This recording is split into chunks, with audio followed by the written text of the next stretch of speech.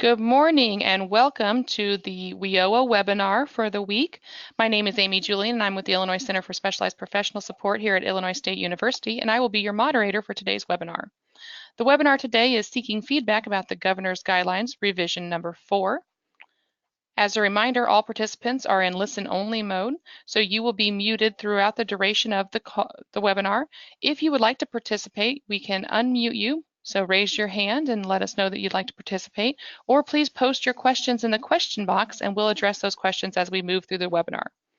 The documents for today's webinar are under handouts. There are 5 of those, and those can be downloaded from the webinar at this time. In addition, those are the same handouts that were sent out prior to the webinar for attendees. So if you should have received all of those before, but if you haven't, they're available now. In addition, I do want to apologize for the lateness of getting some of those handouts. Those were sent to the registrants as they came in, and then in addition, we wanted to provide ample time for you to provide feedback or prepare your feedback, and some of you did not receive those in a timely manner. So for that, I do apologize, but we do have time now during the webinar for comment, and then we'll have a comment deadline as well. This webinar is going to be recorded and will be available on workNet, usually within the next 24 hours. So please give us about 24 hours to do that, and you will be notified when the recording is available.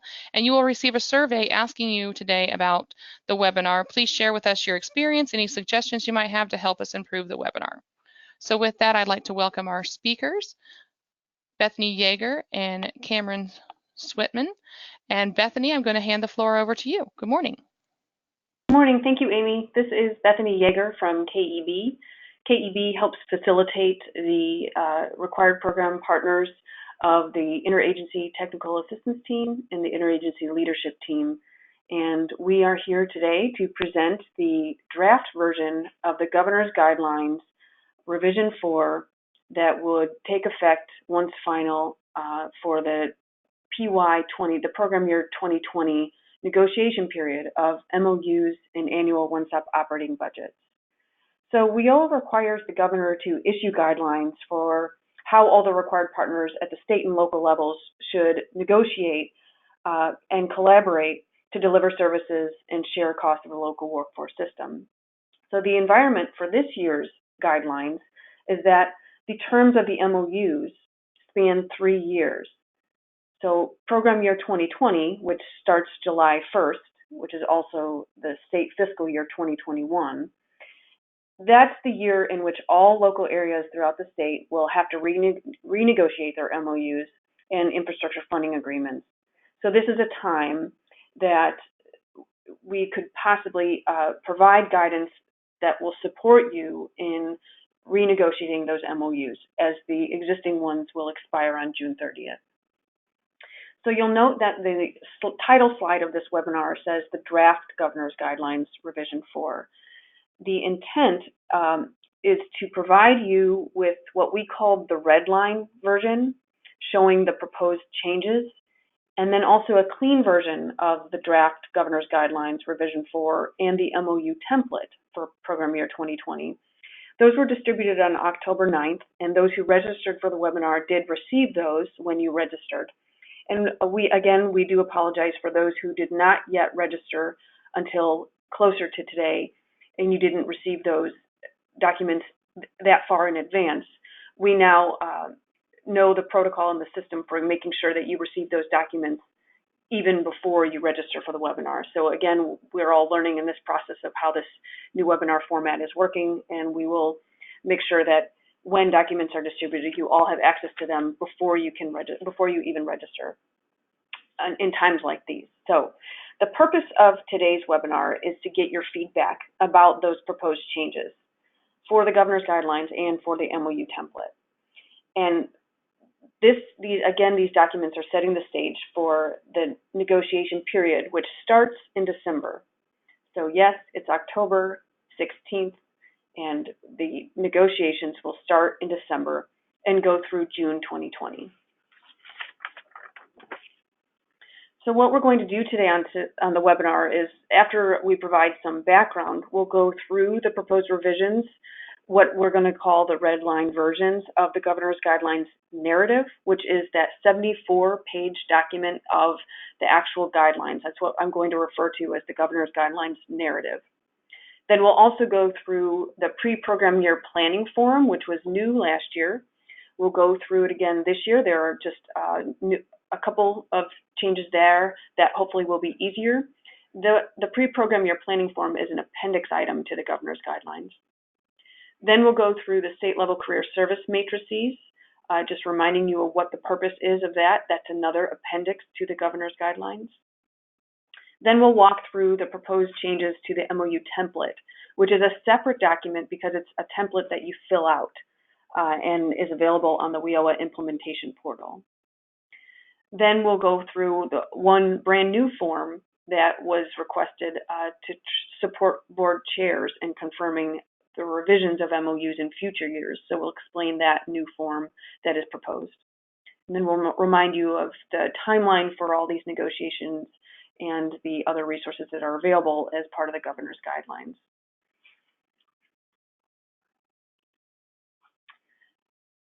So to provide some background first, there are two types of updates to the governor's guidelines since the original version was issued in 2015. And the main body of the governor's guidelines, that 74-page document that I referenced, that's called the governor's guidelines, and there have been revisions to that main document 3 times. The governor's guidelines, that main body of work, is intended to last beyond more than one program year. But there have been instances since 2015 when new federal guidance has been issued, typically regarding the delay of infrastructure costs and the application of those infrastructure requirements, infrastructure funding requirements to affiliate centers and specialized centers. Those are examples of why a revision was required, because new federal guidance came out and the governor's guidelines narrative had to incorporate those. They're also on the right side of the screen. You can see there's also been what has been called supplemental guidance. And those have been in order to preserve the main body of the guidance, saying the main body of the governor's guidelines has not changed, but there is a special circumstance for the upcoming program year.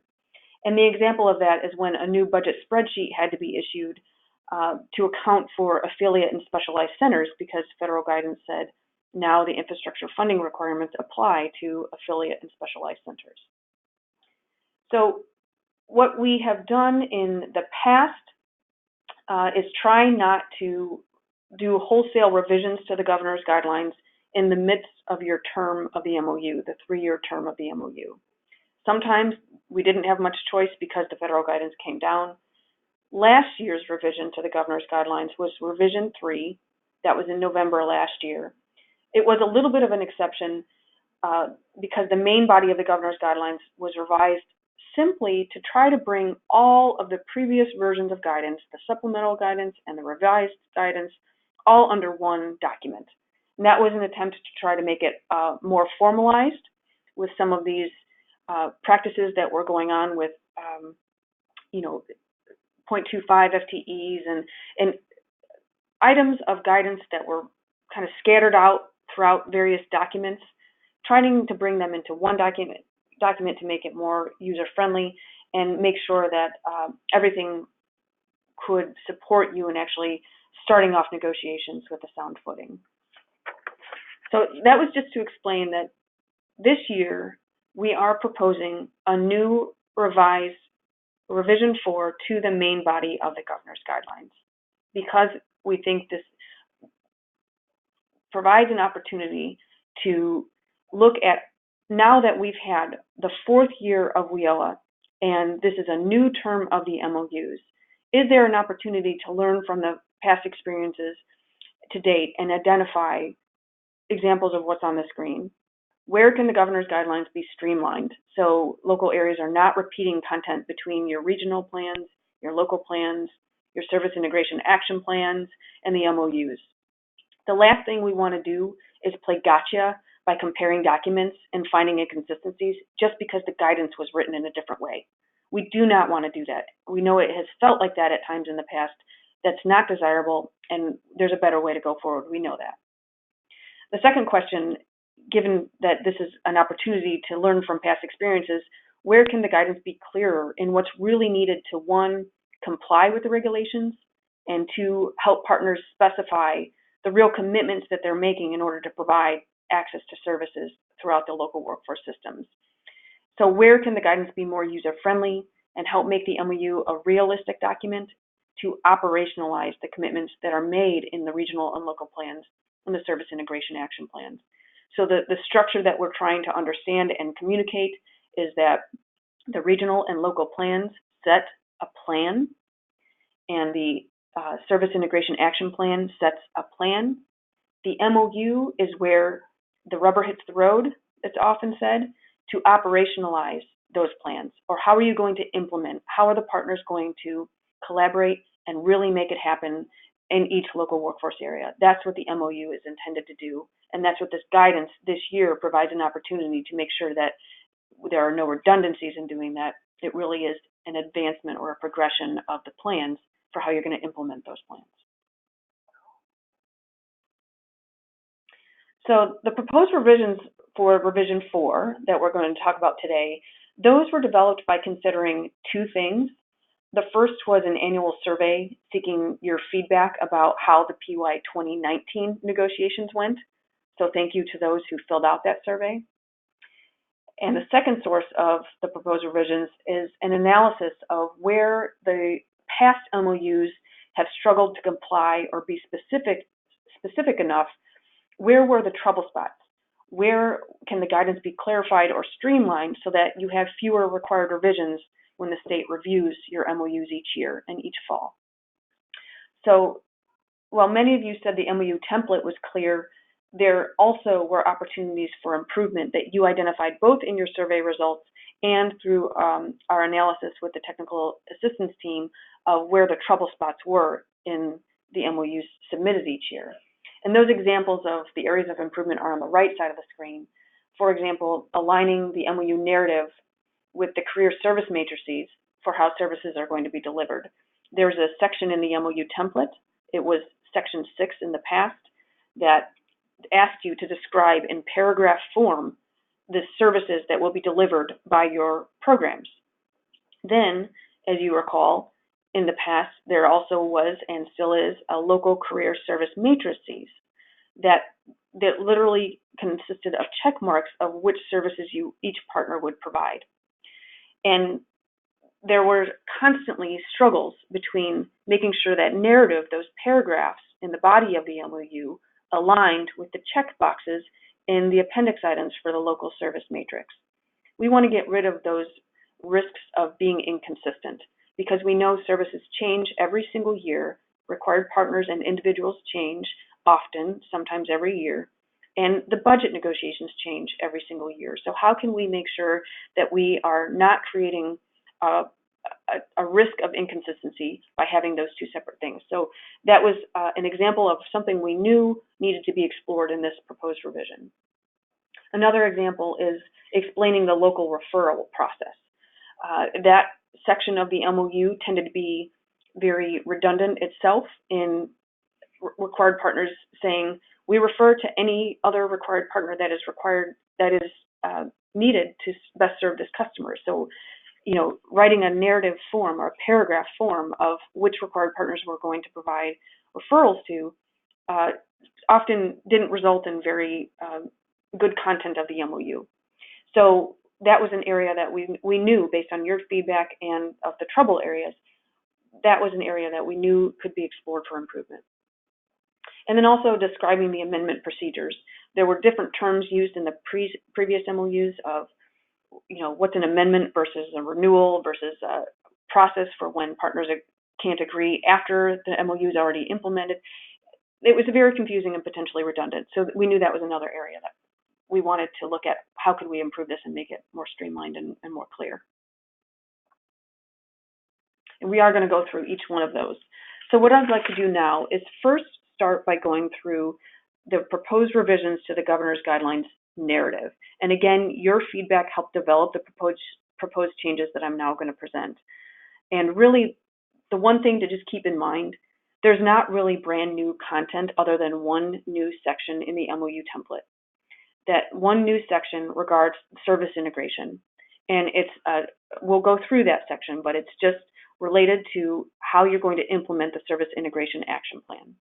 That's the only new content really in the MOU template. The rest of the proposed revisions that we're going to go through now are really just streamlining or clarifying the existing sections of the MOU and the existing content of the MOU. So I hope that helps. It could feel overwhelming if the whole entire MOU were new, but really you've done it all before. Hopefully this would just make it easier with one new section regarding service integration. So I'm going to go through these each first, the detailed draft revisions in the narrative. So the colored font, the underlined font on the screen and in the documents that were shared as part of this webinar, those are the proposed revisions to the governor's guidelines. The black font is the existing language that you've all seen before in previous versions. So our focus is going to be on the underlined version. Sometimes it's blue, sometimes it's red. That's just the nature of the tracking tool we used in Word. So note that the page references on the slide refer to the red line version of the governor's guidelines narrative that were distributed and that are in your handouts for this webinar. Just so you know, they're also available on the WIOA implementation portal that you can download anytime. So this first revision that we'll go through is regarding page 1, the background of the MOU, of the governor's guidelines. And the change here is the background says that to effectively collaborate, required partners in Illinois should commit to negotiate in good faith, share data, and train staff. So this proposed revision just clarifies what cross-training means so that staff of other required programs can learn about your program's eligibility criteria, how referrals can be made more efficient, and how providing the customer with good experience in the workforce services. Those are 3 things that were not as explicit as they could have been in the past, so that's a proposed revision this year in that blue font. The other change is to a new number 6 on the screen to emphasize that part of working collaboratively is to develop integrated service strategies to reduce the duplication and improve the overall customer experience. So it's, again, just reinforcing some of the focus of WIOA principles and bringing it to the forefront of the governor's guidelines.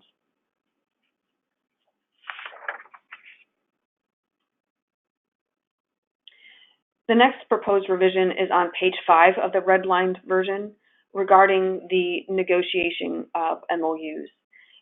If you recall, the governor's guidelines have a requirement to conduct good faith negotiations. That's number 6 on the right side of the slide. So the new proposed language emphasizes that partners should participate early in the negotiation period and address issues during each step of the development and the approval of the MOU and budget. So in other words, don't just wait until the end of the negotiation period to raise concerns or ask for changes regarding your program and the commitments of your program to the workforce system. The governor's guidelines also have a requirement to use the MOU template, which is number 7 on the screen here. The new proposed language reminds you that the most current templates for the MOU are on the WIOA implementation portal. You should go to that link on the WIOA implementation portal to download the latest version of the MOU template. Don't just take a version that was emailed out, just in case any changes would be made. It's not desirable to make changes after things have already been issued, but there are times when it happens simply because of circumstances that are out of the control of, the partners who are issuing the MOU template. It just happens. But the way to get around and make sure that you have the most recent version of the MOU is to go to the WIOA implementation portal and download that version. So this is just reminding you of that.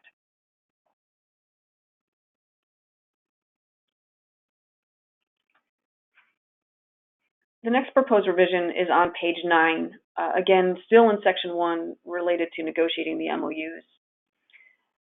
The governor's guidelines require partners who plan to use direct linkage technology to deliver their services to complete a checklist that helps ensure that they're compliant with the federal regulations for direct linkage technology. Those direct linkage checklists are available on the WIOA implementation portal, and any partner who wishes to use direct linkage checklists is required to fill out, any partner that plans to use direct linkage to deliver services has to fill out that checklist. But that checklist is to be turned into the lead MOU negotiator. It's not actually required for you to turn it into the state.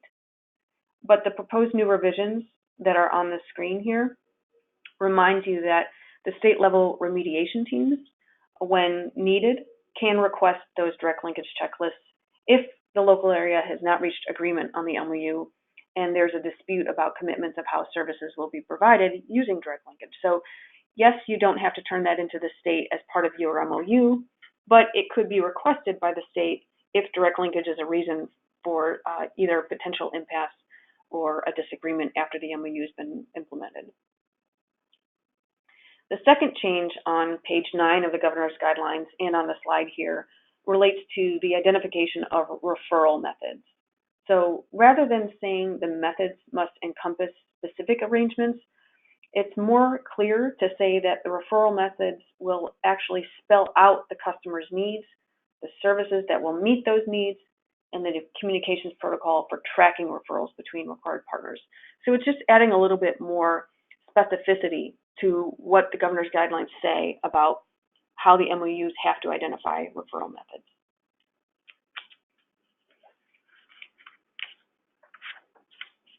I'm going to go through a few more changes and then we will pause to ask for any questions that you have. The next proposed revision is on pages 11 and 12 of the red line version of the governor's guidelines document, still in section 1.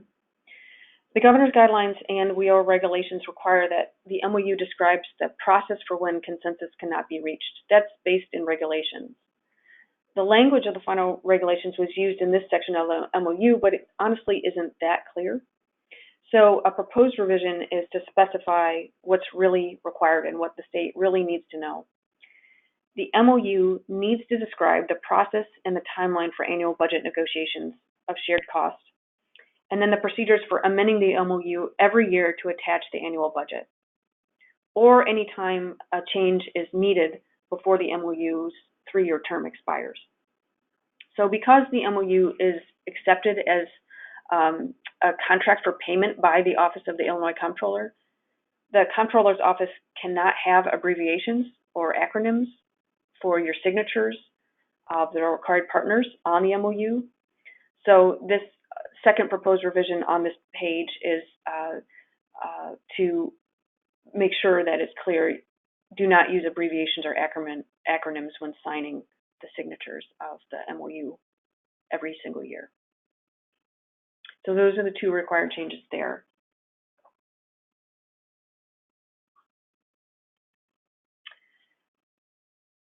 The next required revision, or proposed revision, is on page 15 of the red line version of the governor's guidelines. It's section 2 related to negotiating shared costs. So you all know that the governor's guidelines require all the partners to commit a minimum of 0.25 FTEs to provide services in the comprehensive one-stop center. And you can do that through either on-site staff, contractor staff, cross-training of other program partners to provide your services, or staff who are off-site and who are available using direct linkage technology. So last year's governor's guidelines formalized a waiver process, if you remember, that said if all the required partners and the local board chair agree that one of the partners can commit less than a 0.25 FTE, then the local board chair can submit a waiver request to the state. So that was implemented last year in a more formal way. This provision on the slide clarifies that the process has to emphasize that all required partners have to agree before the local board chair can request a waiver. That was intended last year. This proposed revision is just intended to make it more clear, more explicit. So it's not a change, it's just a clarification.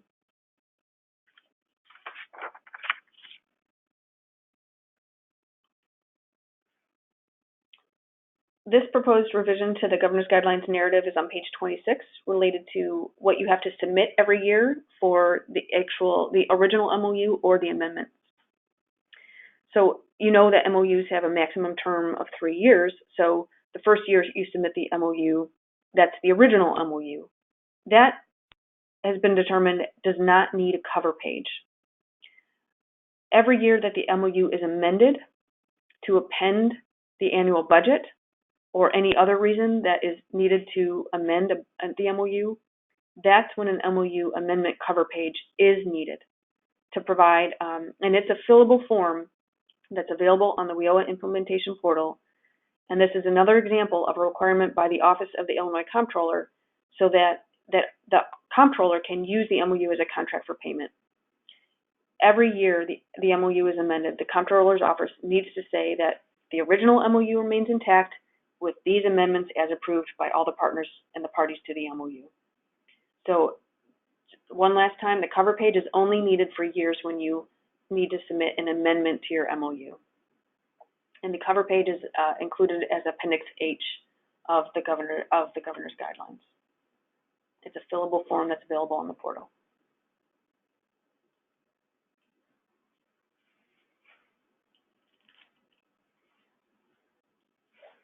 The next proposed revision to the Governor's Guidelines narrative is on page 29.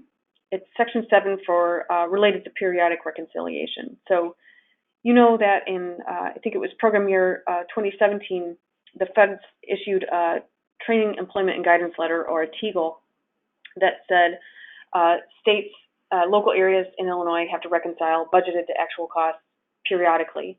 And so Illinois decided, okay, periodically means at least every 6 months.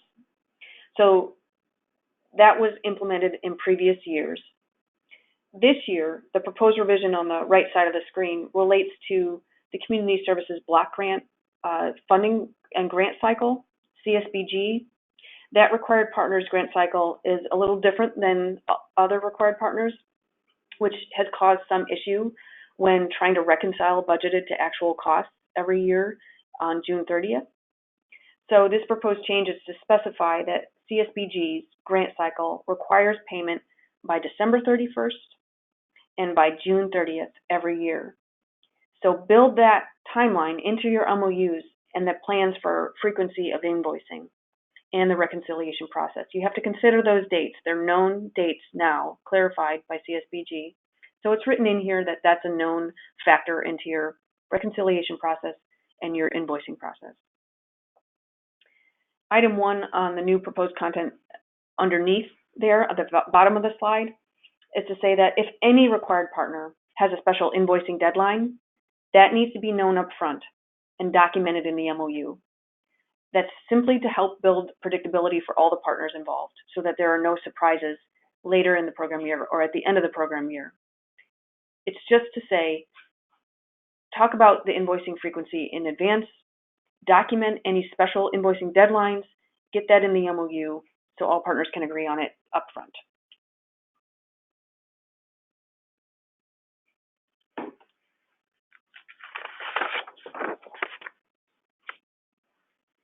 This is another proposed revision to the Governor's Guidelines narrative, page 31. This is just a table that has always been a timeline for MOU and budget negotiations. It's always been Appendix A of the Governor's Guidelines. So the table itself is not new, but there previously was a table in the Governor's Guidelines narrative, in the actual body of the Governor's Guidelines narrative, about the submission requirements for MOUs and budgets. So in the past, there was 2 different tables that you had to look at in order to look at submission requirements and all the other timeline periods of the negotiation period. So rather than have 2 separate tables that you have to look at, this proposed revision is just to say, bring it all under one table, so you only have one place to look. Hopefully that's a streamlining in a more user-friendly way so that you have one place to look regarding the month things are happening, the individuals responsible for making that happen, and the activity that is required that month. So we hope that's one streamlining and user-friendly revision that would be supported.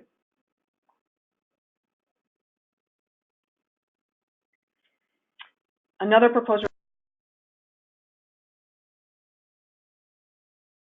is that the glossary that has been existing on page 37 of the red line version, the glossary that's been provided as Appendix B of the Governor's Guidelines has always been there, but two new terms are proposed for this coming program year.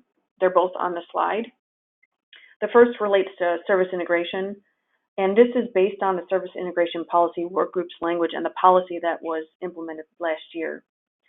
The definition is a combination of strategies to align and simplify access to one-stop center services and supports for employers, job seekers, and system customers, with the goal of providing the best experience possible. Service integration may occur across entities delivering specific services or programs, across time as a customer needs change, or both. So again, that proposed definition is just coming from the policy work group's work last year.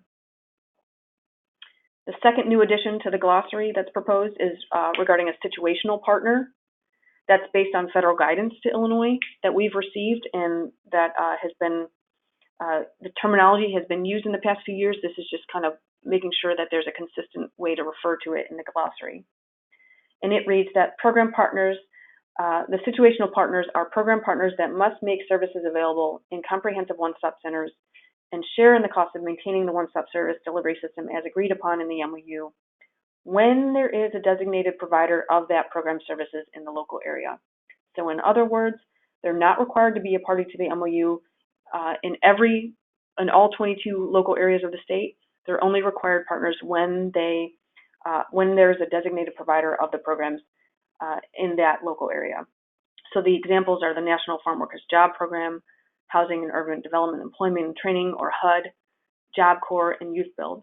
They're required partners when they have designated providers of those services in your local area.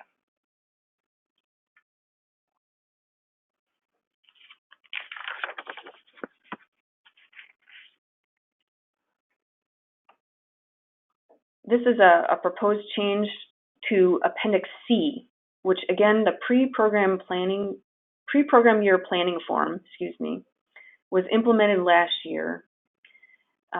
It's page 39 of the red line version of the Governor's Guidelines narrative, that 74-page document. This was instituted last year to help you prepare for negotiations between December and January. The intent is to lay out the steps that can be taken before negotiations actually begin, so that you all get clarity about basic information that will help start your negotiations on the right foot. So for example, the lead negotiator is identified in this form, both for the MOU and the budget negotiator. It's helpful to know that up front who that person is. There's a section of the form that asks you for the date that you expect budget negotiations to actually begin, and then a proposed schedule for negotiations, as much as you know at that point. The pre-program year planning form also asks you to identify who's responsible for conducting periodic reconciliation, and then how frequently is that reconciliation going to occur? Is it going to be every 6 months or more frequently than that? And the addition to this form is the proposed change on the screen here is to identify two things. One, does anyone in your local area, any new required partner or any individual of a required partner, would they benefit from a WIOA orientation? If you indicate that on this pre-program year planning form, which is due by January 1st every year, that can help the interagency technical assistance team identify, okay, there needs to be an orientation of some new partners who are going to be at the table, so they understand what the expectations are, what the governor's guidelines are, what the authoritative sources are, and how this process works. If that would be helpful, check that on your pre-program year planning form, and then the state technical assistance team understands there needs to be some outreach to the new partners. So that's one. That's number 7 on the top of the slide. The second change, and the only other change to the pre-program year planning form, is a new table. And it's important to know up front which service locations are in each local area. That just helps understand how each is treated in the one-stop operating budget. So it asks you to list all comprehensive one-stop centers, all affiliate sites, all specialized centers, and any other non-designated connection or access sites. Again, using language from the service integration and one-stop operating policies. In last year's form, we did ask you to identify the service locations. This breaks it out more clearly for the interagency technical assistance team to understand what do you call a comprehensive one-stop center, what's been designated as affiliate, what's been designated as specialized, and then what are the other service centers that customers can access services. It's just for clarity so that when we see the final MOUs that are submitted and the final budgets that are submitted, we understand how each should be reflected in the one-stop operating budget and those infrastructure funding agreements.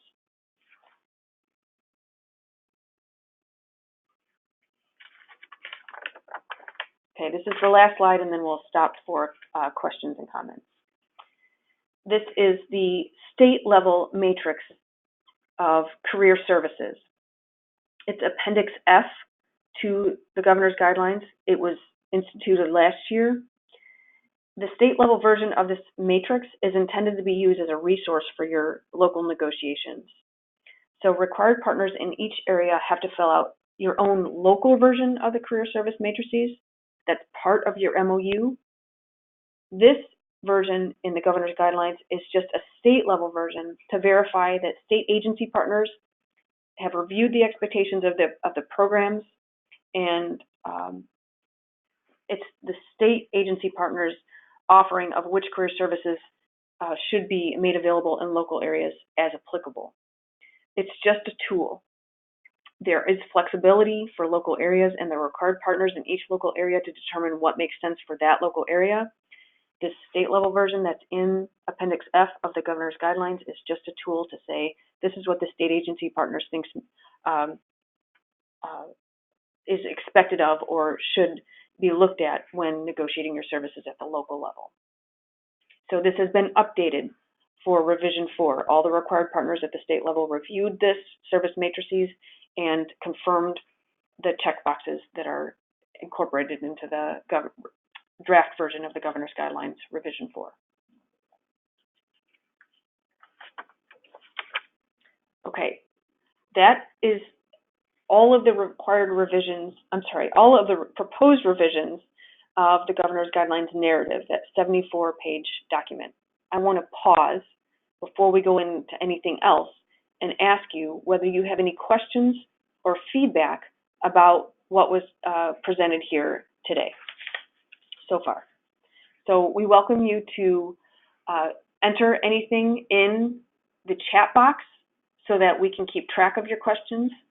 And again, we will generate a frequently asked questions document so that we can be consistent in the way we respond to questions and share those frequently asked questions with others who were unable to join today's webinar. So we welcome you to put your message in the chat box. In the question pane, please. Sorry, please post your questions in the question pane, because then we can record that. If you post them in the chat box, they are lost when the webinar closes. I apologize about that. There's new terminology that I apologize. No, that's okay. Yeah, so can you say that? But we do have some questions. Okay. So our first question that we have today is in reference to cross-training. Whom is responsible for this? The LWIA or the organization that needs to train their employees? What the governor's guidelines say is that the one-stop operator may be a source of ensuring that cross-training occurs. That's not a requirement, but it is a source and a part of the governor's guidelines. The one-stop operator may be the party that makes the most sense to ensure that cross-training happens. And it's probably up to both the required partner who would perform the cross-training and the partners who are asking other required program partners to provide services on their behalf through cross-training. It's part of the negotiation process. Excellent, thank you. Our next question, are there gold standard practices that could be shared around referral methods that work? We all do the shared form, but it doesn't seem to be the most efficient method. Thank you. Thank you. It's an excellent question, and there's probably no easy answer to that. what I'm hearing from your question then is that it would be helpful to have some examples of best practices for referral methods. So I think that's very helpful feedback for us to know about what could be helpful as a tool going forward. So we'll document that as a suggestion for something that could be shared when the governor's guidelines are issued. Great, thank you. Next question. This participant would argue that some of what we were told we needed to address was a modification to the MOU rather than just making some minor corrections. For example, we were asked to update our referral process, but shouldn't that just be done in our PY 2020 MOU as part of our self-assessment implementation plan?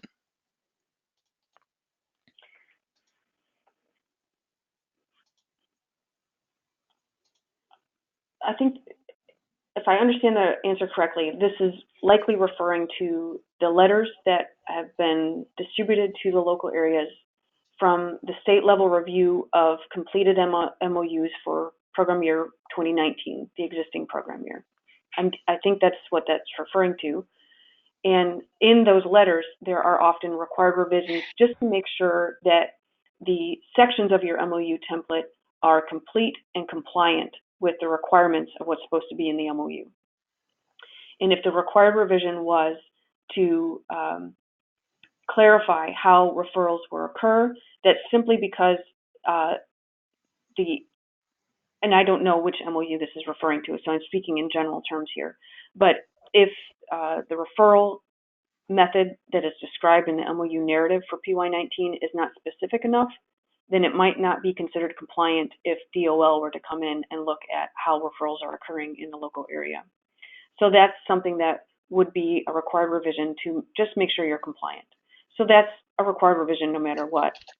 But yes, you're right in that going forward for the MOUs that are applicable for PY 2020, it would be wonderful to, yes, clarify and be specific about how referrals will be addressed or implemented according to your service integration work plan, so that PY20 is very clear going forward how partners will refer back and forth between and how referrals will be tracked and how referrals will be made and processed.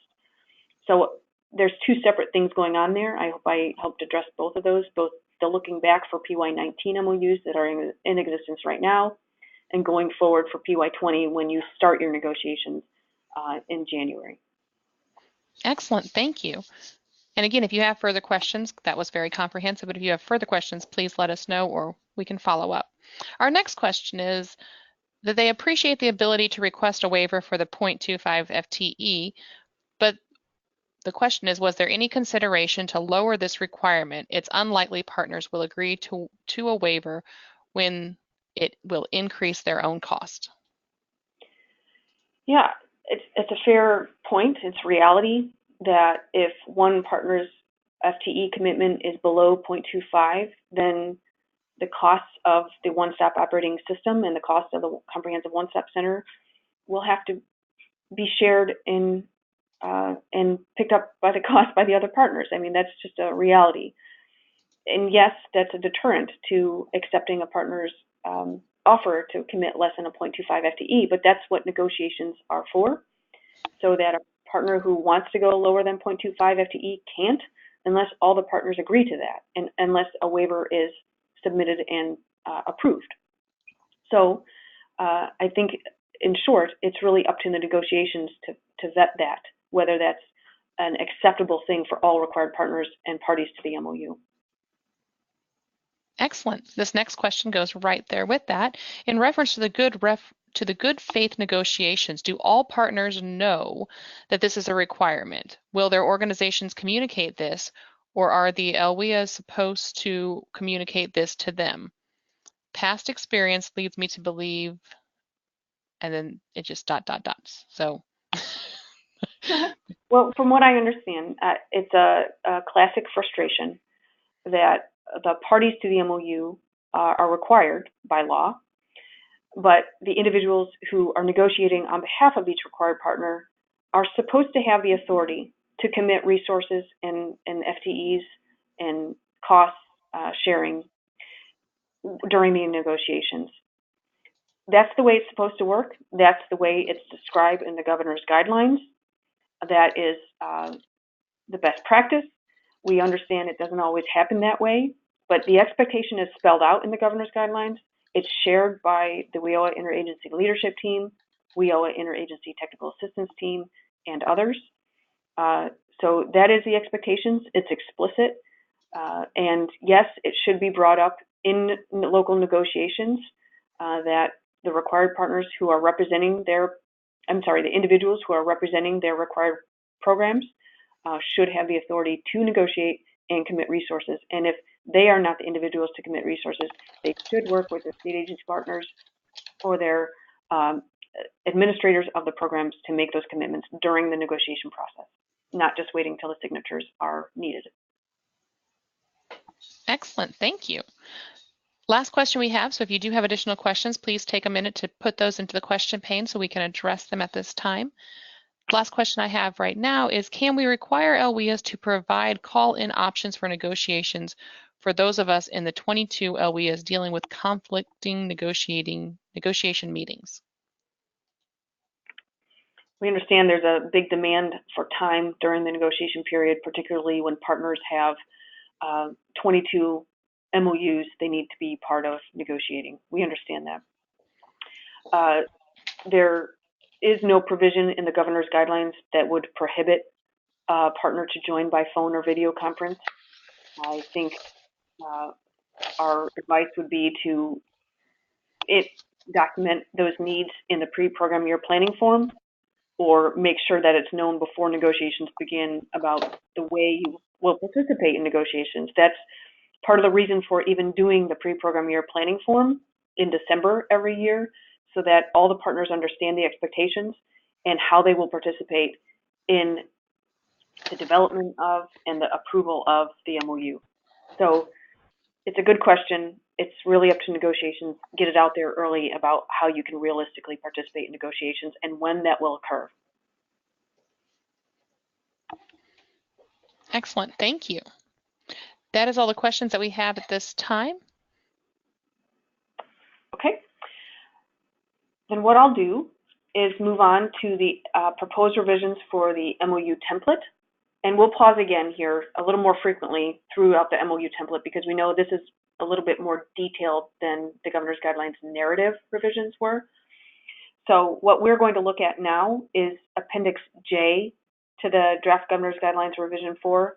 The Appendix J is the MOU template for PY 2020, and it is a separate document that is available on the WIOA implementation portal, both as a redline version and a clean version for your review.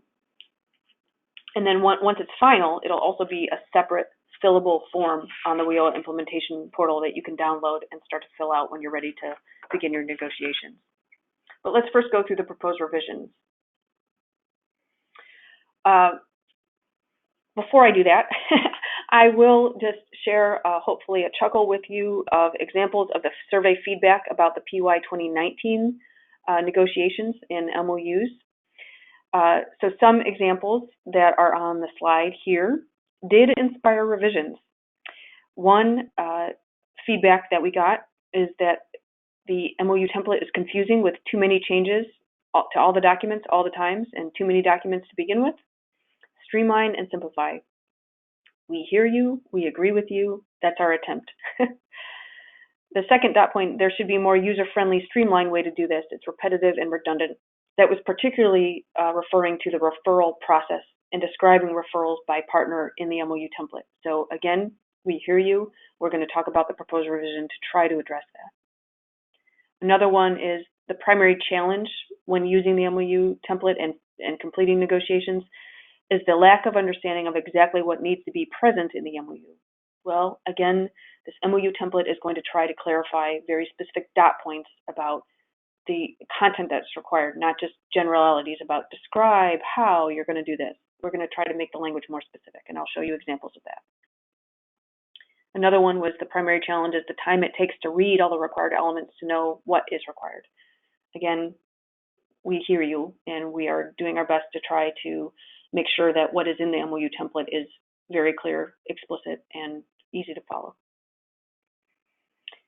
And then the last dot point is if many of the areas are not completing the question correctly, it might help to either rephrase it or address it in a webinar next year. So here we are today doing our best to try to address that in a webinar with a proposed way to address that.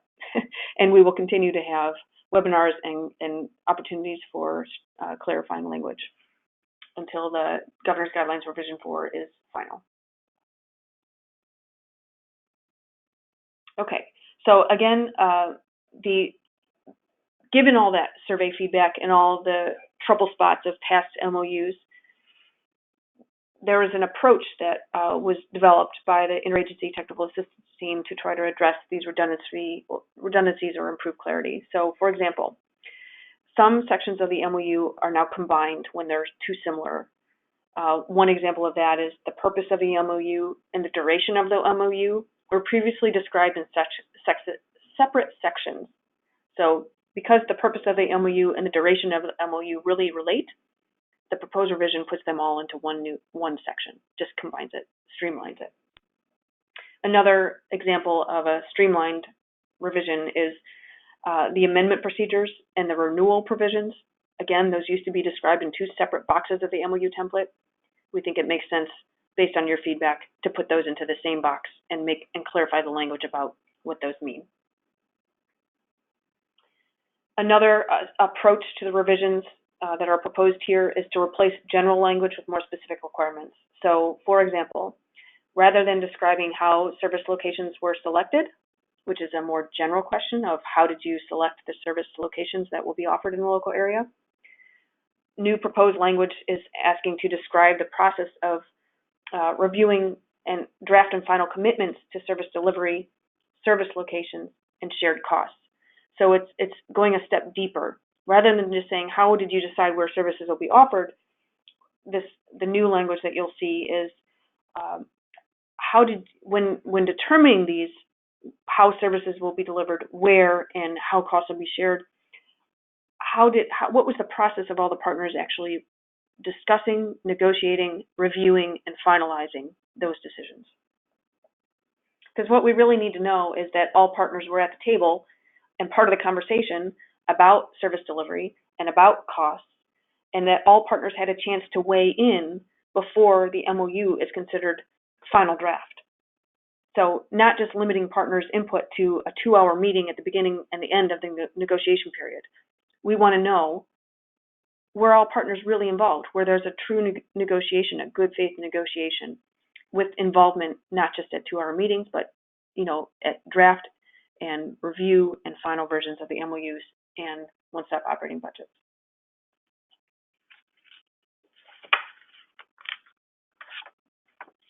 Okay, so now we'll go through individual sections of the MOU and explain some of the proposed changes. And you'll see in this PowerPoint and in the revised version, the track changes version, the red line version, I should say, there are highlights, yellow highlights to say this is the new content. So page 1 of the MOU template is parties to the MOU, and the clarifying instructions in the MOU template would be name the entity administering the program, not the individual negotiator for that program. So when the MOU template has a table that says who are the parties to the MOU, we're not looking for the negotiator, we're looking for the actual entity that administers that program. So we're trying to make that more clear. And again, the yellow content is new based on feedback from the Illinois Office of the Comptroller to ensure no abbreviations or acronyms are used in this MOU template.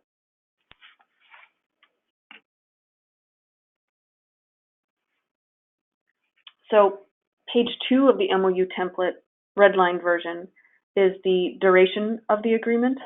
And this is what I meant by combining the sections about the effective date and the expiration date of the MOU to reduce redundancies. So the new content is simply to say, provide the effective date of the MOU, the original MOU. When was the original MOU going to take effect?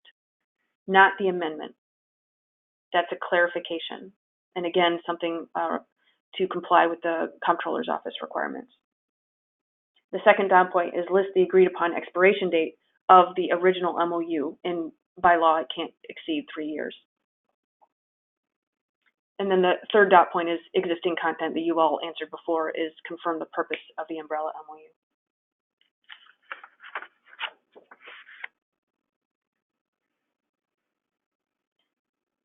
And I'll do section 3, proposed revisions, and then we'll pause to ask for any questions. This section 3 is regarding vision for the system. This is on page 2 and 3 of the MOU template red line version. And this is an area that sometimes we're successful and sometimes we're a little too general about the vision for the local workforce system. So we thought, well, maybe there's a way we could just revise the language of the required content to clarify what we're really looking for. And so that content on the screen is describe the shared vision for the system and the role of the board, local workforce innovation board, and required partners in ensuring a high quality local workforce delivery system. And we all know, as has been said in previous versions of the MOUs, that the vision has to be consistent with all the federal, state, regional, and local planning priorities, as well as the governor's guidelines. But the newest content in yellow on the screen is specify how the local board and the required partners are working together to ensure a high quality local workforce system.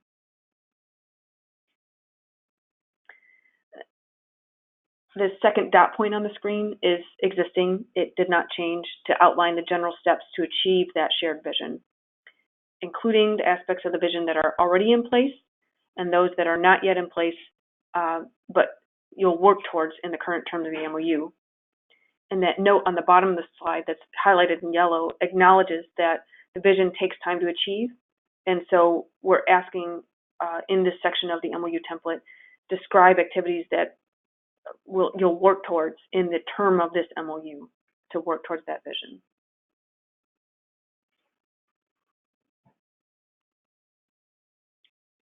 I'll pause and again ask for any questions. I'm sorry, I forgot the name of the box, Amy. Question pane, the question box. Question box, thank you. I don't have that on my screen. I'll write that down, the question box. So we do have a couple questions. The first one is there a possibility to create a conversation chart that clarifies the FTE? A conversion chart? I'm sorry, yes, conversion chart. Okay. So that's a very good question. And what I'd like to do is defer that until we get to the section of the MOU template that is going to explain what the narrative can help do to clarify the FTEs, and we'll see if that answers your question. Excellent, thank you. Next question, is there a way that I can document my participation on this webinar? I think, Amy, do you have a list of all the attendees who are in the... I do. Registered, yeah. We also know who is in attendance, so we have both lists. So yeah, yes. Those are available, yeah. Go ahead. Sorry, next question. What if all partners weren't present for the self-assessment activity? And what if they're not at the table for the discussion of how the services will be delivered as part of the MOU? The best thing we can offer is for you, either the required partner in that local area or the MOU negotiator, to contact the interagency technical assistance team and say, we're having trouble engaging this particular partner. Can you help us reach out? Do we have the right person? Do we have the right contact information? And seek technical assistance to make sure you have the right information you need to engage that partner. And that's also, again, part of the reason for going through the pre-program your planning form, because one of the exercises is to identify who is the individual who will negotiate on behalf of each required partner, and know that up front so that you have their attention at the beginning of negotiations and not midway through. Excellent, thank you. Last question I have at this time is, there seems to be conflicting guidance on using abbreviations and acronyms. Can you provide some clarification? I will also ask anyone else from the technical assistance team who's on the webinar to be able to specify any insight you have from the Illinois Comptroller's Office, but our understanding is that no abbreviations should be used in the parties to the MOU or the signature pages. Is anyone else available from the technical assistance team to offer any insight, or would you like to? If you'd like to raise your hand, I'm happy to unmute you.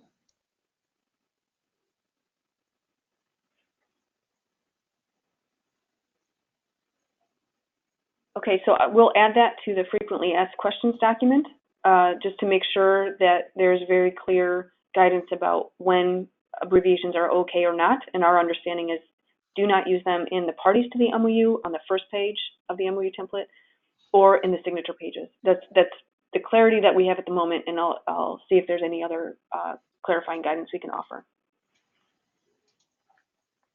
Excellent, thank you. There are no further questions at this time. Okay, thank you, Amy. We'll go on to the next a few sections of the MOU template revisions proposed. The next one is section 4. This is new to the MOU template. This is the only new section to the MOU template. It starts on page 3 of the red line version of the MOU template that's shared with you. And it is for service integration. Section 4 responds to the service integration self-assessments and action plans that you've all been doing. And just remember that the purpose of the MOU is to operationalize the local plans and now the service integration action plans. So how are the required partners in the local area going to implement those plans in the term of this MOU?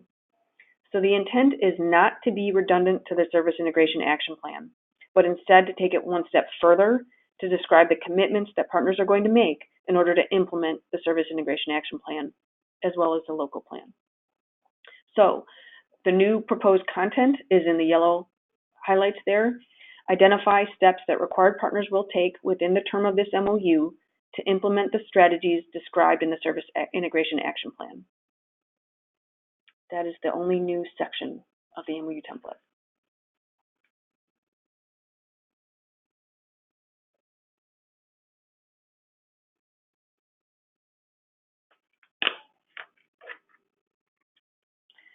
Section 5 of the MOU template relates to the MOU development, and this is on page 3 again of the MOU template redline version. So the proposed revisions in this section are intended to remove language that was vague about describing the process of negotiating the MOU. Instead, the MOU wants to know, did partners discuss and review draft and final versions of the MOU regarding service delivery methods, service locations, and shared costs? So those 3 dot points, that's what the hope is, that in addition to fully describing the process for negotiating the MOU, how can you demonstrate that partners were engaged at all draft and final versions related to the commitments of service delivery methods, service locations, and shared costs?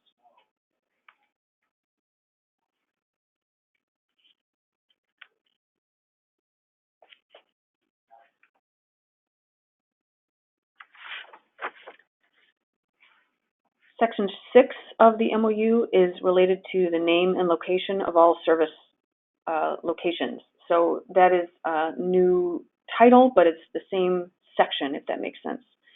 Because there was some confusion over whether the service locations listed in previous MOUs were comprehensive one-stop centers or affiliate or specialized centers, or just another type of center that was not subject to infrastructure funding requirements. So this section of the MOU is intended to focus on identifying the service locations that are subject to infrastructure funding requirements and must be reflected in the one-stop operating budget. So I just want to draw a distinction here real quick. The pre-program year planning form that is to be filled out in December and due by January 1st every year, that is where, yes, that new table asks you to list all service locations of every type. The MOU template, as proposed here, is to list only the comprehensive one-stop centers, the designated affiliate sites, and designated specialized centers, because those are the ones that we know today are subject to the infrastructure funding requirements and must be reflected in the infrastructure funding agreement, which is part of your one-stop operating budget spreadsheets. So the new content on the slide says, yes, provide the name and address of the comprehensive one-stop centers. That's the same. The second dot point is clearly identify and list any designated affiliate sites and specialized centers, clearly indicating which type of site has been designated. So there's a new table in there in the body of the MOU template for you to list. And then this note is the same as in the past, that the information provided in this section must match Illinois WorkNet listings. So I'll pause there. Are there questions about that, about listing the name and location of all the service locations, or anything else that we described about the MOU template revision? Please feel free to post your questions in the question box or raise your hand, and I'm happy to unmute you and you can ask your question.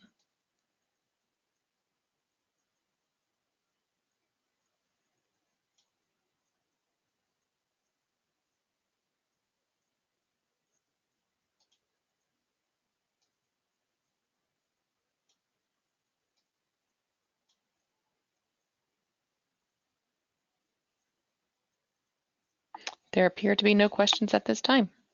Okay. I'll just pause and say yes, we are going to allow you to provide feedback, not just during this webinar, but after the fact, knowing some of you just got the documents either yesterday or today when you registered. We will make sure that you have adequate time to submit any questions or suggested revisions based on your understanding of the proposed revisions we're talking about today. So I'll describe that at the end of the webinar. Thank you, Bethany. You did have a question come in. The question is, are we to or do you list the access sites on the MOU?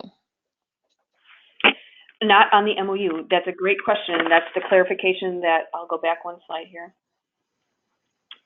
So if you notice this table, and it resembles what is in the proposed MOU template for PY 2020, this table only lists 3 types: comprehensive one-stop centers, designated affiliate sites, and designated specialized centers.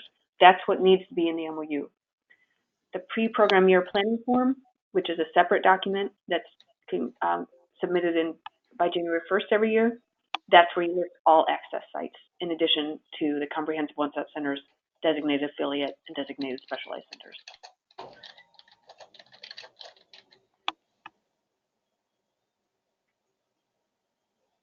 Excellent, thank you. You're welcome. Okay, I'll go on to the next few sections of the MOU template.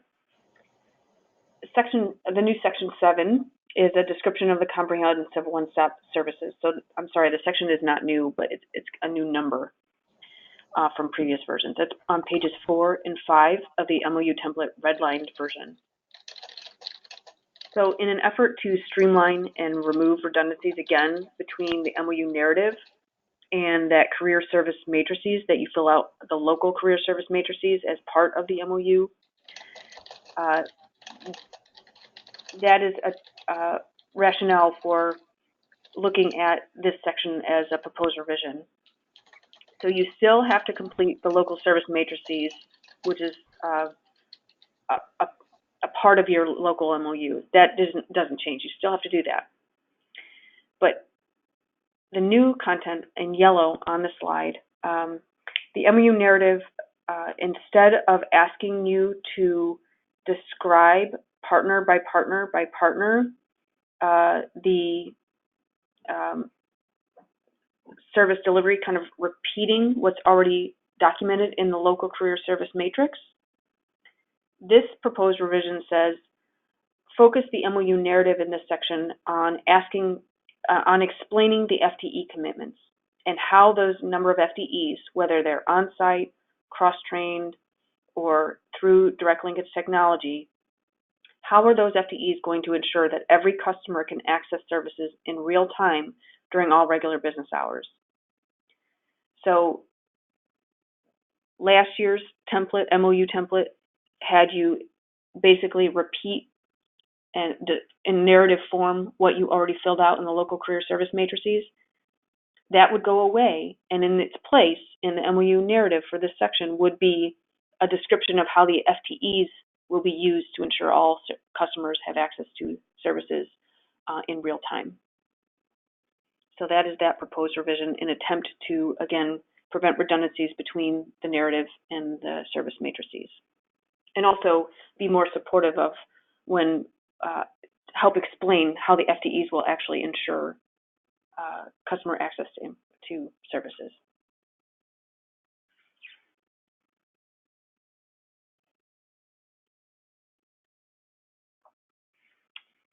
The next section of the MOU template is section 8 regarding programmatic accessibility. So the proposed revisions here simply move MOU sections so they follow in sequence. So now the proposed revision would be section 7 would describe service delivery, section 8 would describe programmatic accessibility, and section 9 would describe the physical accessibility of services. That previously was kind of bouncing around in the previous MOU template, so now they would be in sequence. That's the proposed revision. In addition to that sequencing, on the slide you see the yellow highlights related to trying to be more specific instead of just saying describe how customers will access services, it says now describe the features or methods that ensure programmatic accessibility in an attempt to help you be more specific and in an attempt to help make sure that the MOU, this section of the MOU complies with the regulations that are cited on the screen here.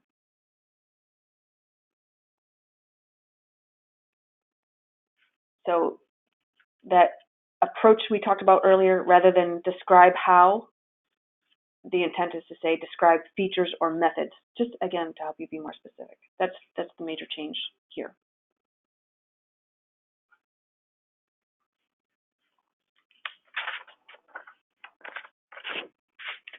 Section 9 regards the physical accessibility. And again, to try to be more specific, the yellow highlight at the top of the slide says describe how, through specific examples and commitments, required partners will assure physical accessibility of the comprehensive one-stop centers, any designated affiliate sites, or specialized centers. That language is new simply because it wasn't as specific in previous versions of the MOU template, that the accessibility standards and physical accessibility applied to all comprehensive one-stop centers, designated affiliate sites, and designated specialized centers. At the bottom of the screen there, on the yellow content there, you see a checkbox. This is new and also one of the approaches to trying to streamline.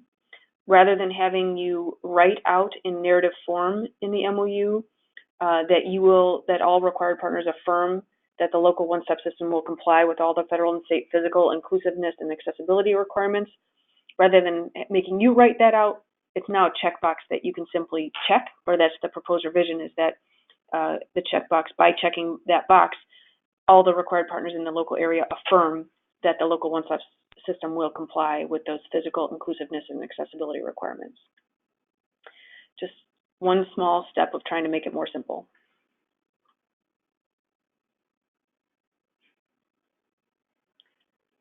Are there any questions that are coming in now in the question box? Yes, we do have one. The question is, will we get an updated list of authorized signers of the MOU for state agencies?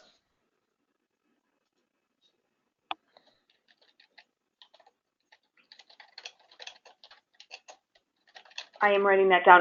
We have been discussing that and would like to make that available as a tool. Do any of the technical assistance team members would anyone like to chime in to respond to that?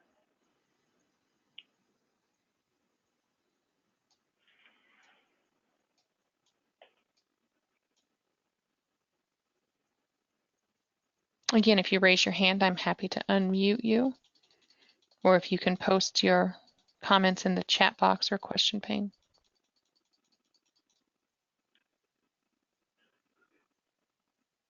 Thank you for that question. We've documented it down, and we'll consider how to respond to that most accurately when the governor's guidelines are issued, and see if that can be a tool that can be provided. But thank you for that feedback, to know that that would be helpful to you. We do have another question. Does the interagency team have a suggestion on how we get input from each of the partners on various sections like service delivery? about how to get input. Is that what you said? Input from each of the partners on various sections like service delivery. Yeah, I'm wondering if that would be another best practice that could be offered. That's part of the negotiation process. It's built into the governor's guidelines in how to negotiate the MOU, section 1. And if you go through section 1 of the governor's guidelines, that 74-page document, and that narrative section of the governor's guidelines, I'm sorry if I'm mixing up my terms here. In the governor's guidelines, the narrative, that 74-page document, there is a section about how to negotiate the local MOUs. That's section 1. And it does offer the good faith negotiations and identification of parties to the MOU, identification of service locations, commitment to make services available. So there's guidelines built into the governor's guidelines about how to engage partners around the services that will be made available. And commitment to service delivery by methods by partner. Try to use that as the authoritative source to encourage partners. This is what we need from you in order to complete the MOU consistent with the governor's guidelines and the regulations. That's one suggestion, but I'll also note that we hear from you that it would be helpful to know if there are any best practices about how to engage partners around their service delivery methods. Then that would be helpful to you. Really, that has to be done already in the MOU template and in the local career service matrices, so you need to do it in both locations. To fill out both locations, you have to engage the partners around that concept. Excellent, thank you. One last question that has been posted is regarding physical accessibility. Doesn't the physical accessibility apply to all centers, whether designated or not? Also, shouldn't this also include programmatic accessibility?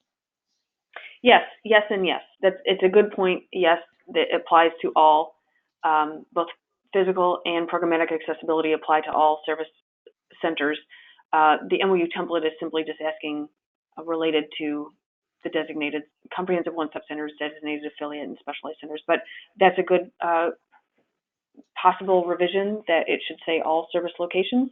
But I know the MOU template is specifically focused on those comprehensive, designated affiliate, and designated specialized.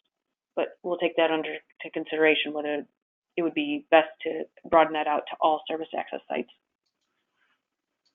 Excellent, thank you. There are no other questions at this time. Okay, I'm going to pause while I take one note real quick.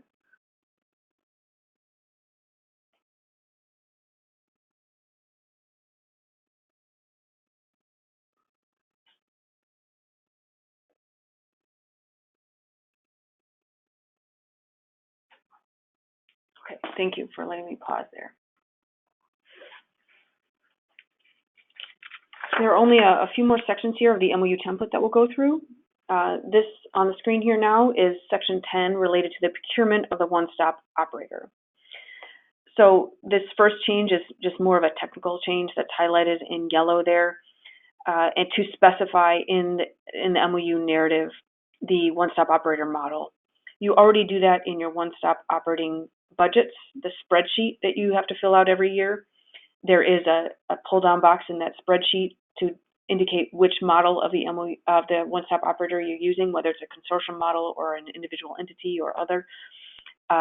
Now we're just saying put it in the MOU document itself as a contract for services, just because it just makes it more clear, independent of the and it also is a check system of what's in the budget spreadsheet to verify that, yes, that's the actual model that's being used.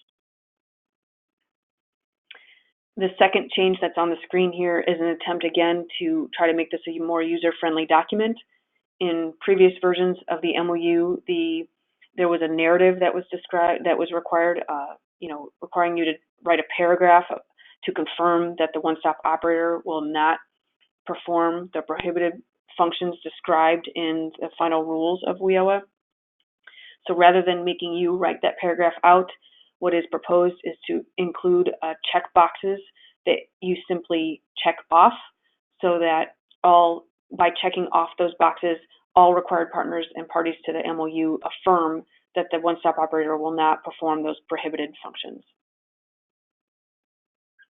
So those checkboxes are an attempt to make it a little bit more user-friendly.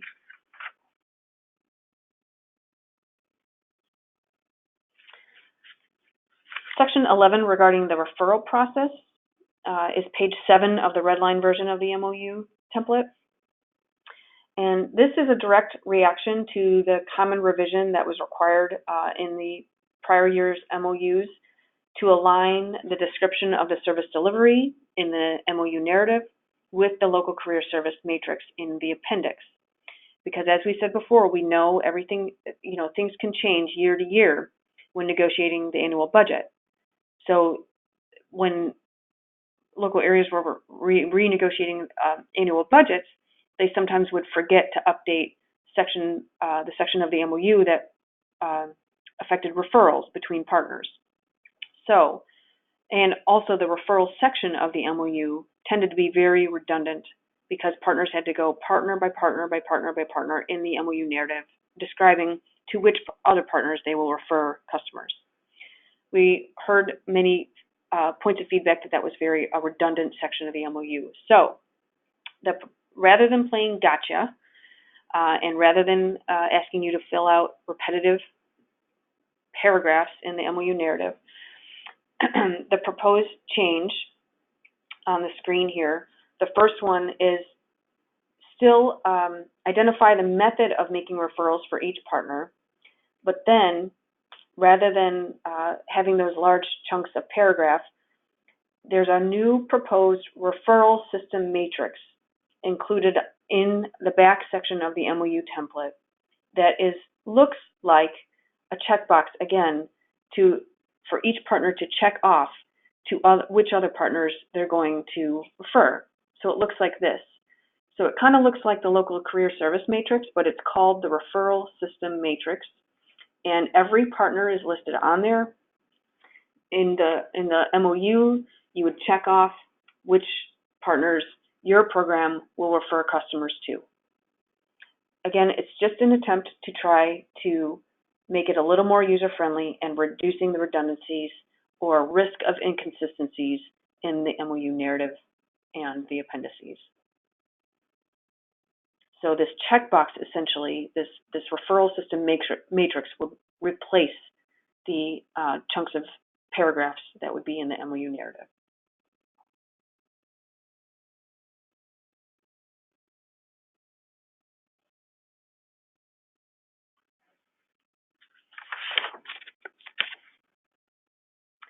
Section 12 of the MOU template, the red line version, page 8, relates to service integration and regarding shared data and information. So the first proposed change is to give examples of service integration related to strategies to simplify and improve access to services. So when you're describing how core and required programs will share data and information and collaborate to assure that all primary indicators of performance are reached, the next dot point down in yellow is to cite strategies for how service integration efforts simplify the delivery and access to services for customers.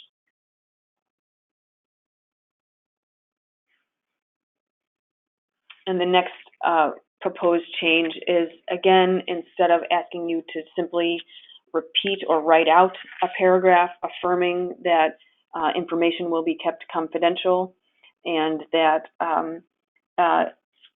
affirming that notwithstanding any other provisions in the MOU, only partners who have executed a separate data sharing agreement with IDES will have access to wage records and other confidential IDES data. This is now a proposed checkbox that all required partners would affirm that, yes, this is true in our MOU, rather than writing out that narrative. Just check the box.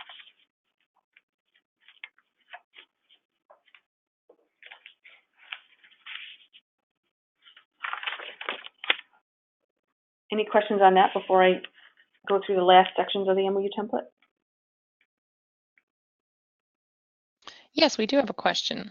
Can you please explain more clearly the required partner information related to the duties that the one-stop operator can or cannot perform?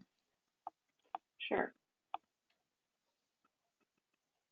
I'm going to go back here. Excuse my scrolling, my inefficient scrolling here.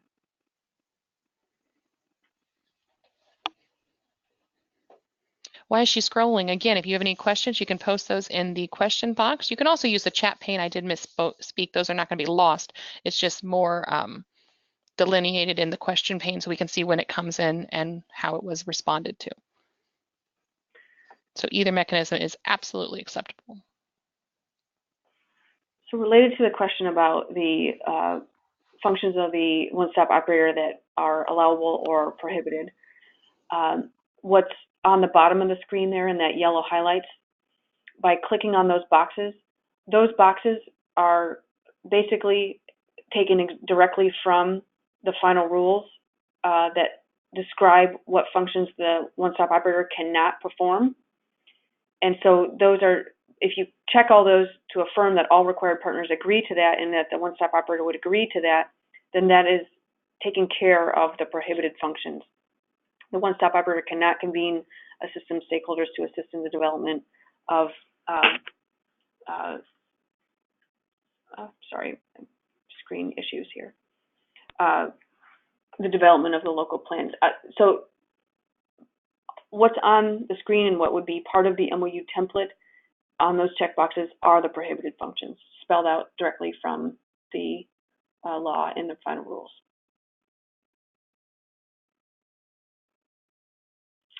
And if you need more guidance on the functions and scope of the one-stop operator, those also are, there are parts of the final rules that describe that. There are also parts of TEGL that describe that. So those could be provided to you as support to understand the role of the one-stop operator. What should the one-stop operator do, and what's on the screen here in the checkboxes are what the one-stop operator should not do. I hope that's helpful.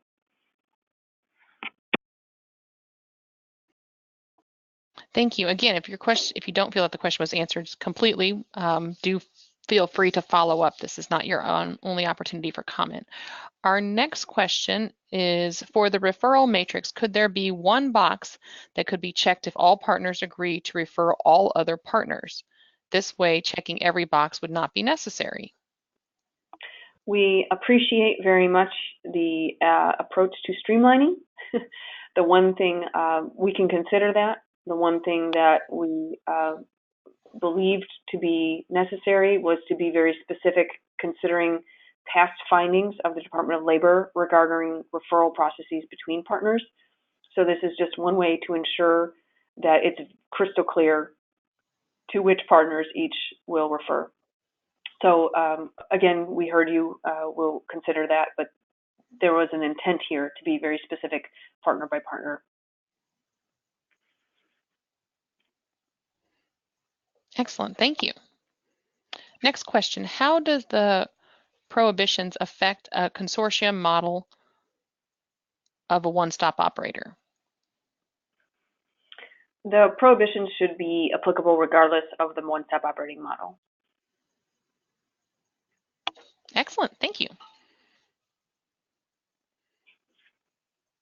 Again, any other questions, please post those in the question box or chat pane, or if you would like to, feel free to raise your hand, and I'm happy to unmute you and let you speak to the group.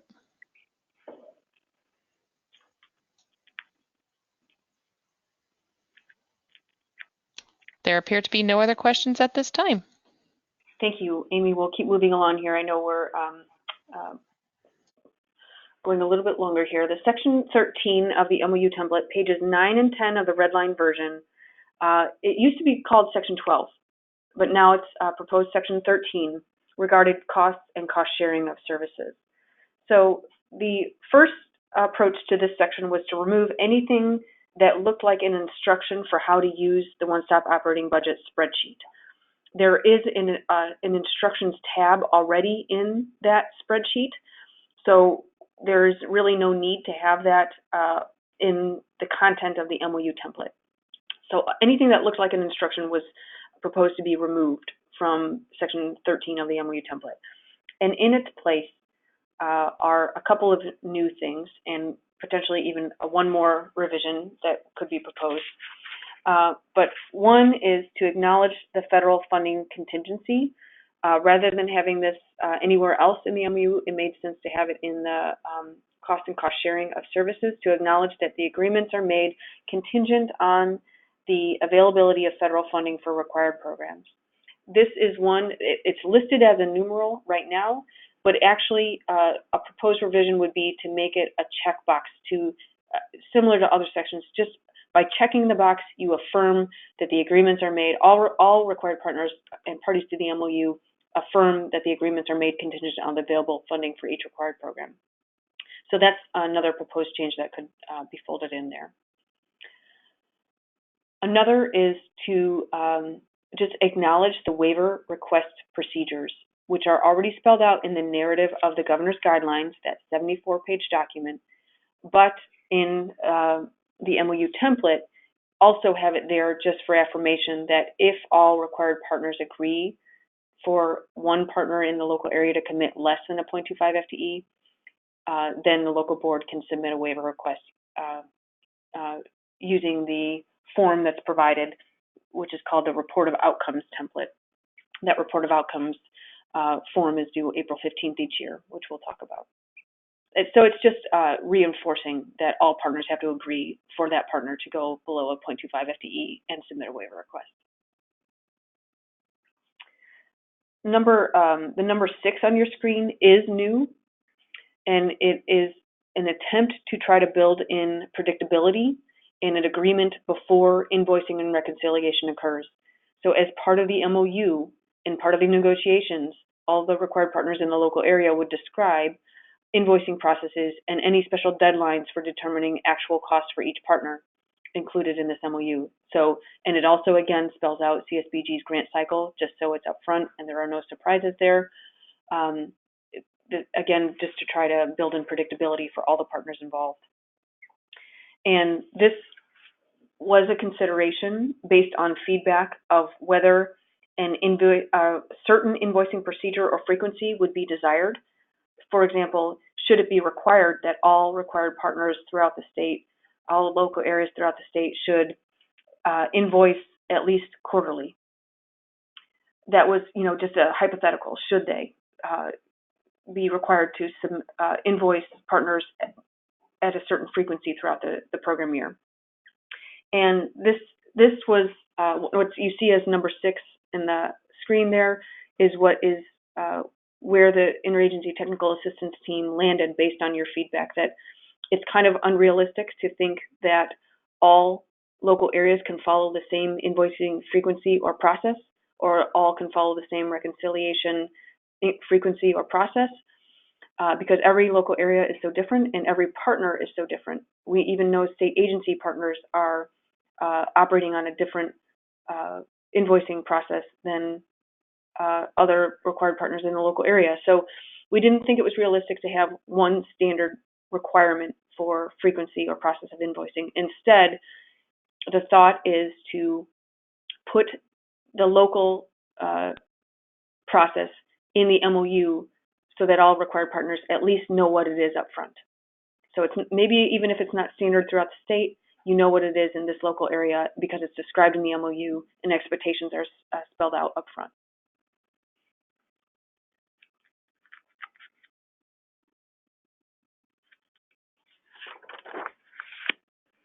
The amendment procedures are proposed section 14, pages 14 and 15 of the redline version of the MOU template. And this is just simply combining the amendment section with the renewal provisions in the previous version of the MOU template. Since both contents of both sections are complementary, it just makes sense to combine them into one dot point to say, describe the procedures for amending the MOU annually or any time a substantial change occurred before the MOU's 3-year term expires. And then that note, just to be very clear, that ensure the MOU reflects the most recent date as amendments and renewals are approved. So it's all just learning from experience about what has been confusing in the past, and this is a proposed revision to try to correct that.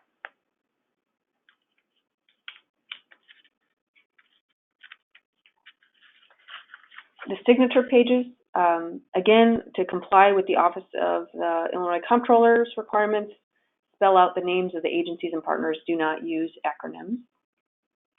And this is another request not to include with your final MOU submission any blank signature pages of partners not included to a party of the MOU.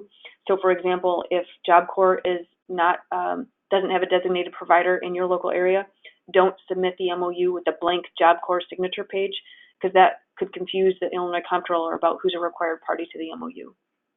So remove any required partner signature pages that are not party to your MOU. And the second note on here is that the additional signature pages are included on the WIOA implementation portal that you can download and fill out as applicable to your local area. Any questions, Amy, coming in?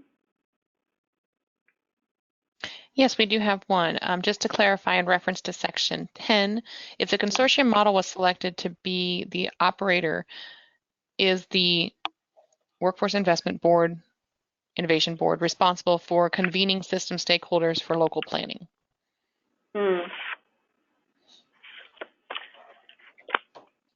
I understand that consistency. I think what I'd like to do is consider how best to explain that, because I understand the nuance there. So what I propose is, thank you for offering your question. I'd like to consider a response in the frequently asked questions document that's drafted after this webinar. But thank you. It's a good question, just to make sure that it's crystal clear. Excellent. Thank you. Any other questions?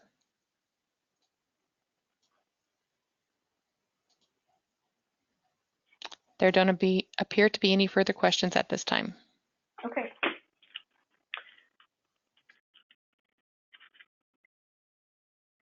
Okay, so we've completed all the technical changes that are proposed for the MOU template. What I'd like to do is just offer a few other parts of the MOU template and governor's guidelines so you know they're there as resources. One is after you submit your final MOUs, then the state technical assistance team reviews those MOUs and again identifies anything that might be a required revision to help you make sure that each section of the MOU is complete and compliant. So we know that letters are issued to you with any required revisions that are required for your MOU. Then you have 30 calendar days to complete those revisions, and the board chair is the one to submit those required revisions to make sure that revisions have all been accepted by all parties. Instead of requiring all new signatures, this is the way to try to make it easier on you and also affirm that all required partners actually agree to the changes, is that the local board chair is the one to submit the revised MOU. And to make it hopefully easier for the local board chair to do that, what is proposed is a new form that or a new template that the local board chair can fill out and customize, and that's what's on the screen here. I apologize, I didn't put it in the screen, but I pulled it up as a Word document here. And it is, again, a template within the MOU template, of the governor's guidelines that's available for download on the WIOA implementation portal in draft form now. And it just is very simple to say, this is what the local board chair fills out. It's a fillable form, as you can see, and this is who you submit it to. And there's the local board chair's signature on behalf of the local Workforce Innovation Board, and copying the chief elected official and the local board staff. And then you would actually include or append your required revisions that were delivered to you in the letter. So that's a template that is drafted in this draft governor's guidelines for your feedback to see if whether this is helpful or whether there would be anything that would need to be changed about this letter, or whether, you know, it would be helpful or not. We are interested in that feedback.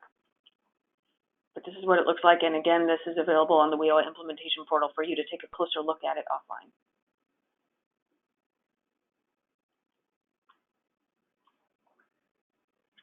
And again, public notice is not required for the required revisions version of the MOU, but you are encouraged to make it available for public viewing, but it's not, public notice is not required.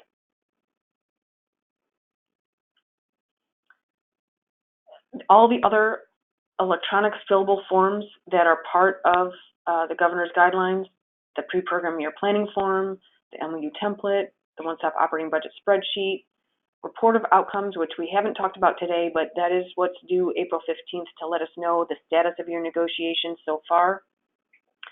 The required checklist for local partner service delivery using direct linkage, the cover page for submitting MOU amendments, and one-stop operating budgets, and then this local board revision response letter, the template that I just showed you. All of those forms are available on the WIOA implementation portal. They're in red line versions right now. They are not yet final, but when they are final and formally issued, that is, you go to the WIOA implementation portal to download them and start filling them out on the required dates. Just wanted to remind you that all those forms are already there, and they will be when they're final for program year 2020. Also, other resources within the body of the governor's guidelines. There's the timeline we talked about, that Appendix A. There's the glossary in the appendix. There's examples of shared costs if you need a reminder or a training on what shared costs are of a local workforce delivery system or of a comprehensive one-stop center. Those are provided for you as a resource in the body of the governor's guidelines, that 74-page document. So please use that document as a resource.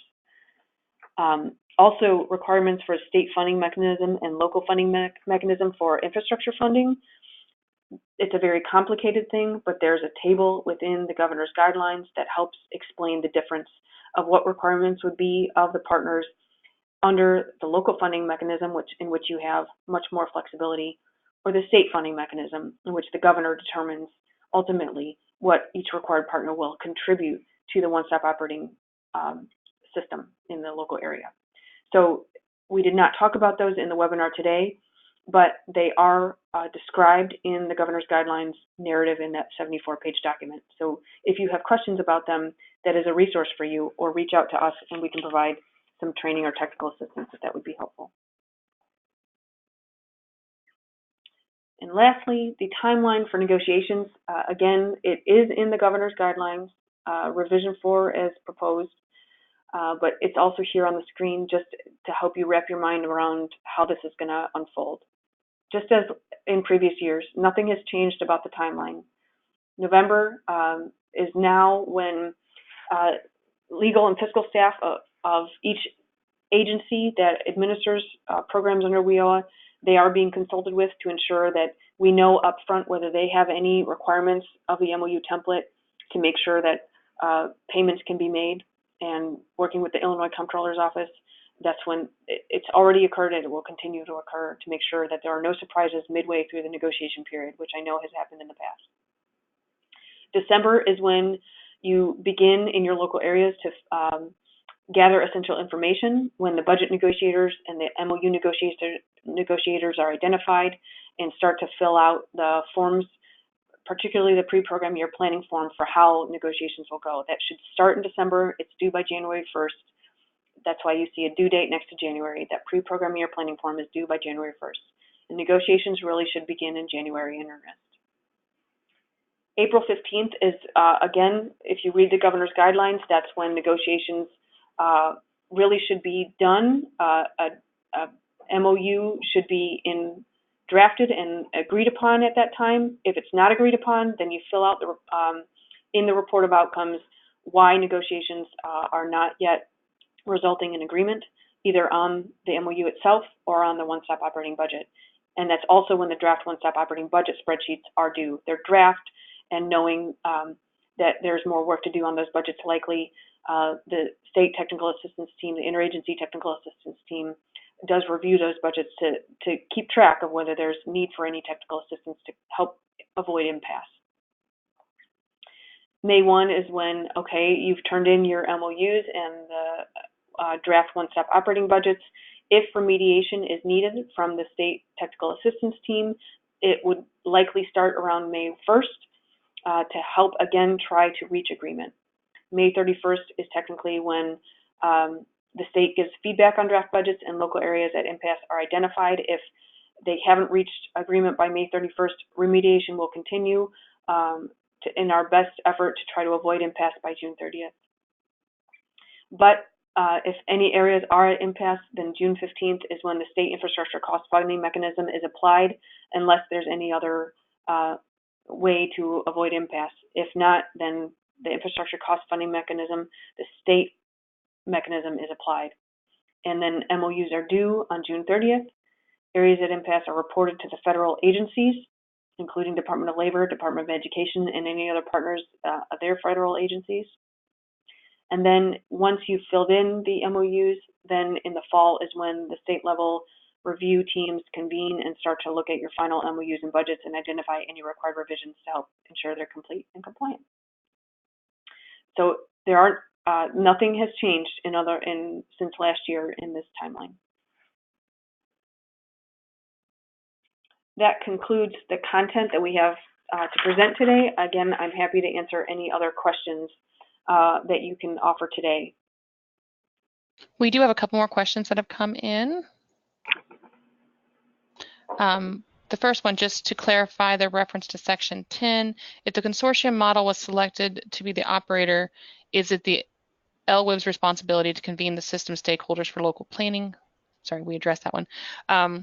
As we are attempting to get all the partners to approve the technical revisions required, do you have a suggestion on how to get them to approve? Some do not respond to our emails and calls.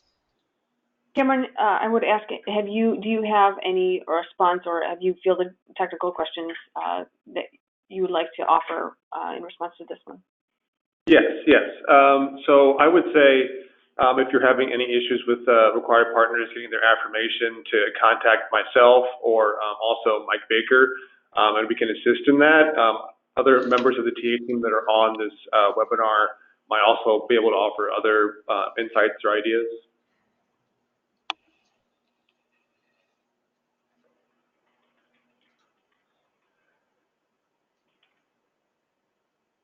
We'll add that to the FAQ to see if we can offer any other assistance. But as Cameron Sweatman's with KEB helps facilitate the interagency technical assistance team and has been very involved in the revision process. He is a resource for you, and he can field your question and involve the required partners as needed to address your issue. Excellent, thank you. Next question, on the letter for local board chairs, even though it is easier for the board director to submit, how will it be recorded that all partners participated and agreed? The intent is that, go ahead, Cameron, I'm sorry. Oh, no, it's fine. I was just going to say, so that affirmation is given in that letter, that all parties do affirm the required revisions that are included in the revisions submitted to the state. So it's written right into the letter there. Excellent. Yeah. Perfect. Thank you. Next question. Our MOU requires some technical changes. Are these changes required to be accepted and approved by all parties to the MOU? Yes, it is required to be accepted by all parties to the MOU, but again, that is affirmed right there in the body of the letter in the template. Great, thank you. And then next question. Pre-program year planning forms are due in January. Is there a specific date in January when those are due?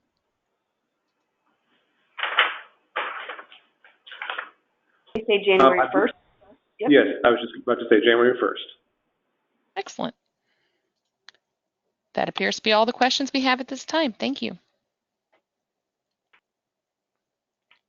We truly appreciate you joining the webinar today and your tolerance of our level of detail that we did want to go through, knowing that you may or may not have had a chance to review the proposed revisions that are in the track changes version or the red line versions of each document.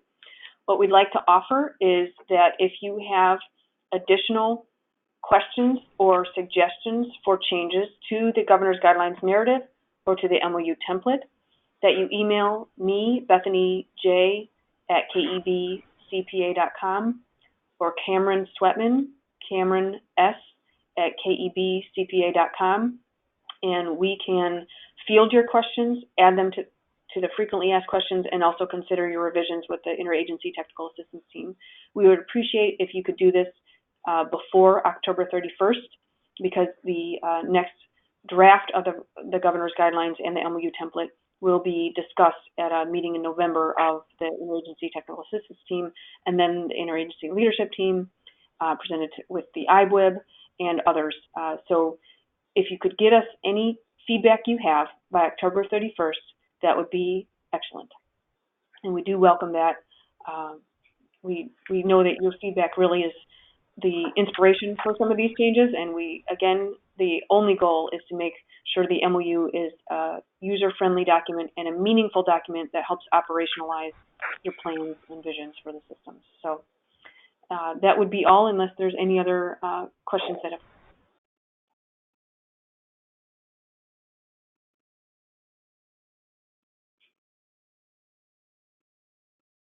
Okay, well, thank you for your time today. Amy, thank you for facilitating. I appreciate. Sorry, we do have one other question. I apologize. I had myself muted. Since the technical changes are required, what is the point of getting them approved? The MOU is a contract between partners, and commitments are made within the MOU. Any change to the MOU should really be reviewed by all partners to make sure it didn't change any of the commitments, or even if they're technical, it should be at least reviewed by the required partners and affirmed by the board chair when submitting.